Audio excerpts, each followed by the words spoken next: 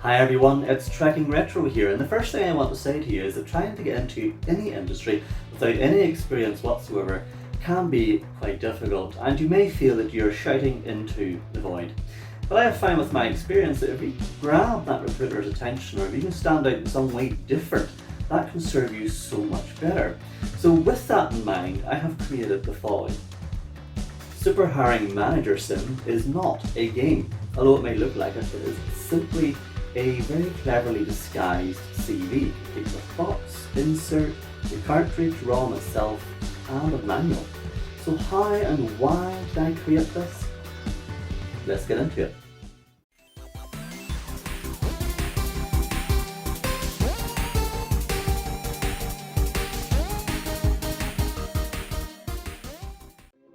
As I've said, you need to grab the attention of the company or recruiter you have chosen.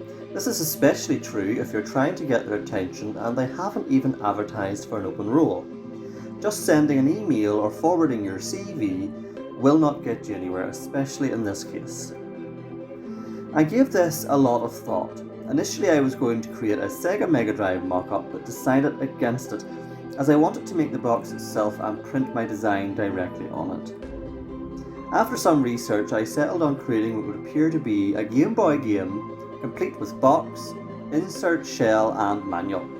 This is much more cost effective, and reproduction Game Boy shells can be purchased new. I bought mine from zlabs.com, so a big shout out to them. Now that I had my concept and platform, it was time to come up with a game that would make sense. Using a play on the words Super Mario World and my love of simulation games, I thought Super Hiring Manager Sim would be an appropriate title. Literally making the game all about the hiring manager and choosing their character and hiring them. That being me, of course. I am by no means a fully trained graphic designer, but I do know my way around some graphics programs and publishing software. I have been using Canva.com for some time and decided to upgrade to the Pro version. If you haven't heard of Canva, pop over to their website as it's free, but you can pay for more advanced features and content. A link is below and it is an affiliate link, so if you do decide to purchase or upgrade in the future, that just means you pay the exact same amount as everyone else, but they give me a little slice of that payment. Once I had the elements I needed for the design of the box itself, I needed to actually get the box outline.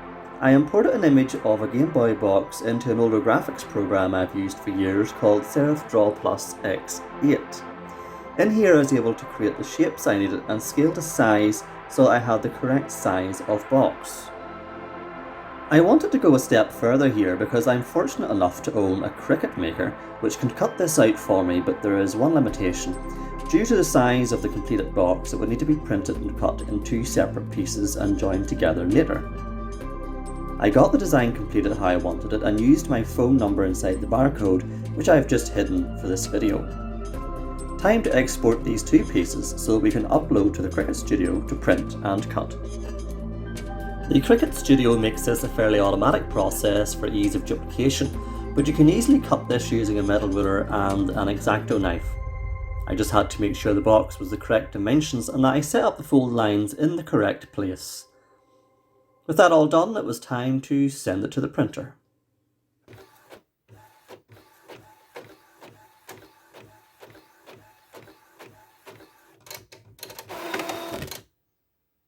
Before I let the Cricut machine cut and score, I wanted to place the adhesive on the connecting flap. This will be the flap that will connect the back piece of the box and make this one complete unit. We're now ready to score and cut. The only thing to do here is to place the cardstock onto the cutting mat. As I've used this mat a lot, the adhesive backing wasn't the strongest here, so you can see me trying to be extra sure this is stuck firmly in place before we transfer this to the Cricut for cutting. I also wasn't sure if the Cricut would cut through this material and the adhesive strips together, as the card thickness is 300 GSM, which just about fit it through my inkjet printer. The Cricut just needs to scan the outer black lines so it knows where to cut. This is how we get a perfect result every time. The software has also added a little bit of a bleed around the edges to ensure the print area runs off the cut line and is exactly how professional printers work also. The process isn't the fastest, so I will cut most of this out and just show the main events.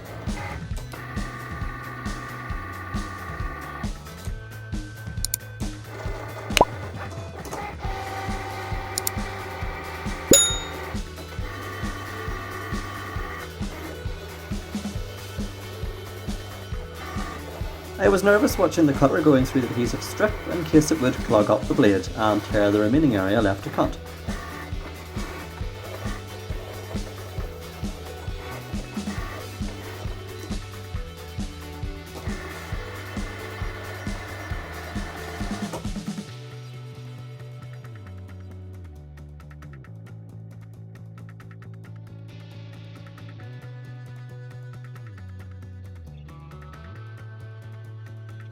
Luckily it seems to have cut just fine, and this little frayed area around here won't matter because it will be on the inside of the box.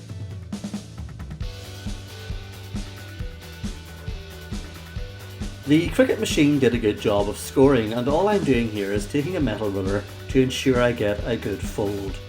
I then used a bone folder to ensure the edges were good and sharp. I will spare you having to watch this entire process. I also printed, cut and folded the back piece of the box. Now we have two perfectly cut pieces for the box. I have placed a piece of card just to protect my phone number here. We just need to join these together and fold over the score lines. The box should easily assemble.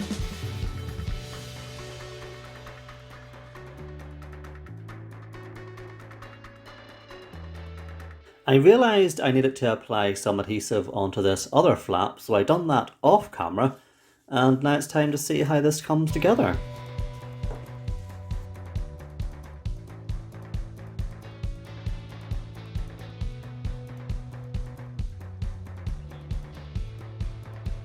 I should point out this took so much more effort than it looks. The tabs for the bottom were causing issues and the top flap was too tight. After some tinkering I got it to piece together perfectly, and I swear this is not the 78th attempt. The box is complete, it is to the correct dimensions, and considering it was made at home on an inkjet printer, looks pretty damn good to me. Obviously if I had the money I would contact a print company, get the cutting form made and get this printed professionally with a lovely mid-sheen outer finish. We're still missing a few elements here. The insert, the manual and the game shell USB itself. This was an earlier mock-up of the box and insert to test if it all worked. It's to a smaller scale, but as you can see will work very well. Now that I know the mock-up works, it was time to make this to the correct dimensions. I uploaded the design into the Cricut Studio, resized accordingly and recut. I got the Cricut to cut these in two pieces, just like the outer box. I folded and glued the flaps together in the same way, and as you can see, will fit the game shell USB perfectly. The only thing left to do here is to get a hole in this slot for the USB to slot nicely into. I will do that later once the USB is fitted inside the game shell. And how many times can I say USB in one paragraph? I made the game shell sticker by resizing and tweaking some elements from the outer box design. I purchased glossy white photo paper that's compatible with an inkjet printer, and I set the Cricut Maker to make a kiss cut, so only cut deep enough to create a sticker.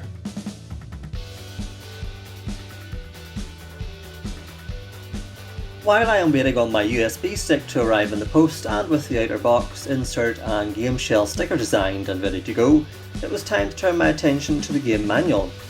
As this is a CV and not a real game, the manual will serve as a kind of CV, and I say it like that because I don't want this to be a bland list of previous jobs and dates, especially if you have no experience in the industry.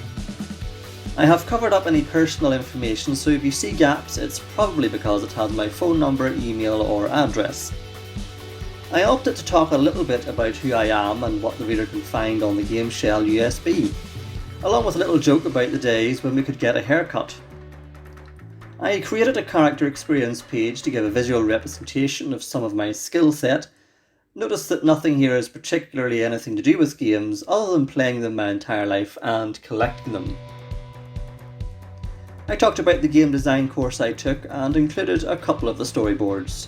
I even included a section showing my YouTube credentials along with a QR code that links to my channel. On the last couple of pages I talk a little bit about my love of sci-fi and Star Trek, along with my recreation of Star Trek The Next Generation, Birth of the Federation CD-ROM. On the last page I give a nice statement advising the recruiter, manager or owner that they have the power to fulfill my dreams and to call or email me. I have hidden that information, but it is displayed on the pixel sign. On the back is just my name, address and phone number, but that is all hidden, so nothing to show you here. The print turned out exceptionally well. Very pleased with the results. I actually sent this out to a printer to do as it was just more cost effective and really makes this feel very special. It's all coming together now and we are edging closer to calling this finished.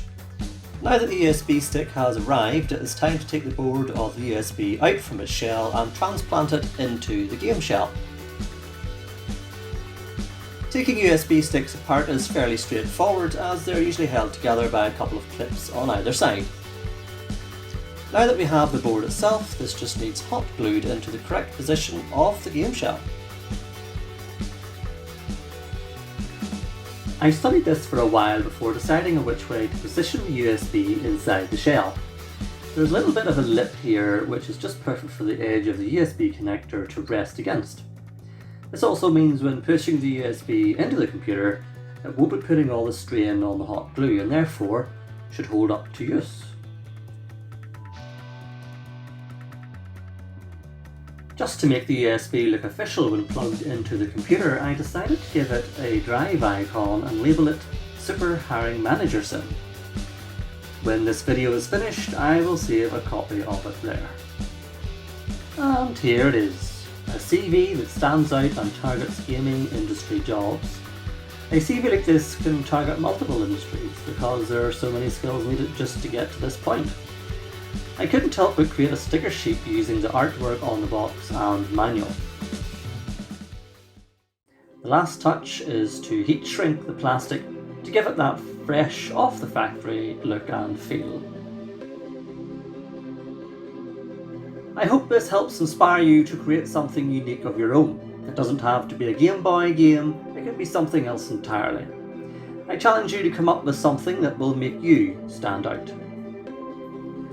Comment and let me know if you've tried something like this before or if you intend to now do so that you've seen this video.